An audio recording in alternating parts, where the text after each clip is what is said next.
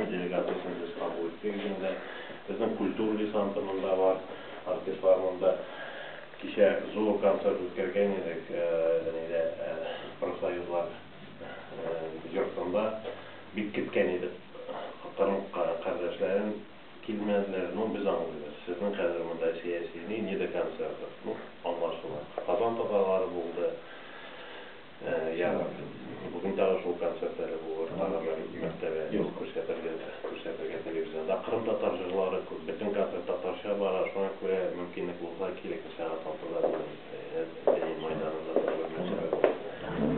Birinchidan biz kardeşler olarak, onlar bizim kardeşler olarak keldik. Onlar bilan aralashib, ko'ngillarimizni ochib, yordamimizni taqdim etdik. Alloh shukr, madrasalarimiz bor. Bularga chaqirdik.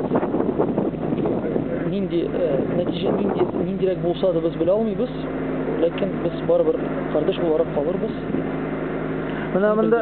Mında şunday aktivlik ko'rsatganning endi turli Tataristondan ketib kelgan deputatlar da keldi mında. Hozir mında konsertlar da bor endi tatar artistlarning konsertlari shunday kunlarda endi mında askarlar bir yoqdan kirdilar, Rossiya askarlari.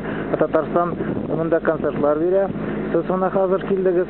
Buni qayber bunday aktivlikni qayber kishilar endi Tatariston Moskva siyosatini o'tiy degan so'zlarda aytadilar.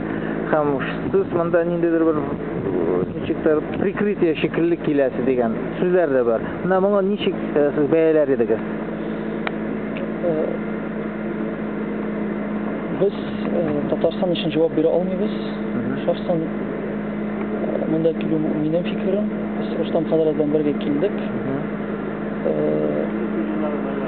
Bizning niyatimiz tanışu edi.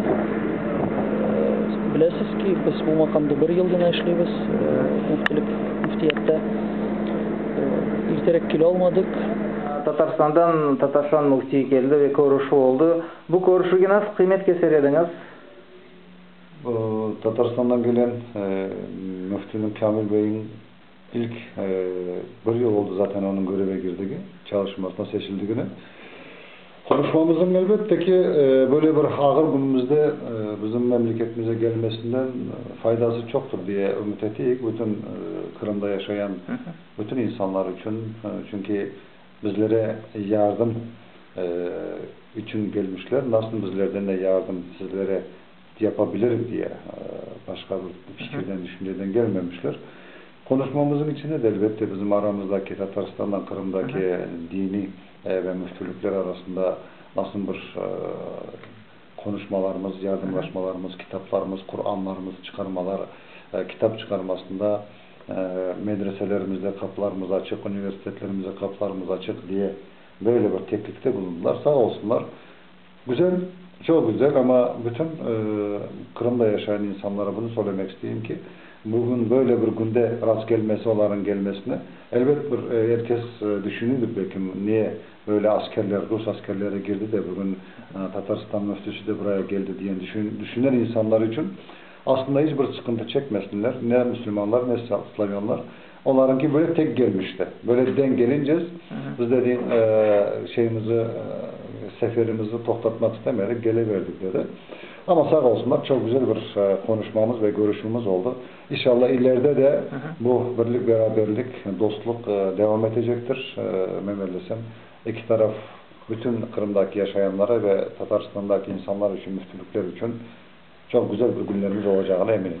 Ben onlara böyle bir sual verdim. Sizin böyle keliniz bunda tesadüfen mi yok mu ben bilmiyorum ama bugünkü günde askerler bunda kırsetilgende, bunda Tataristan gelip konsertler bergende, deputatlar gelip, mana şimdi siz de kelgende bu Moskva'nın siyasetine öyle bir prikritие değil mi degen sual verdim. Bu sualga siz nasıl cevap verirsiniz? Sizge de aynı sualını verdim. Biz de sorduk, dedik ki nasıl. Yok dedi, biz öyle bir kararımız vardı dedi. Gelmek istediğimiz, düşüncemiz biz bugün böyle şey olacağına bugün öyle bir haberimiz yoktu ondan dediler. Onun için hiç bundan bağlamadılar. Onların gelmeleri bununla hiç bağı yok.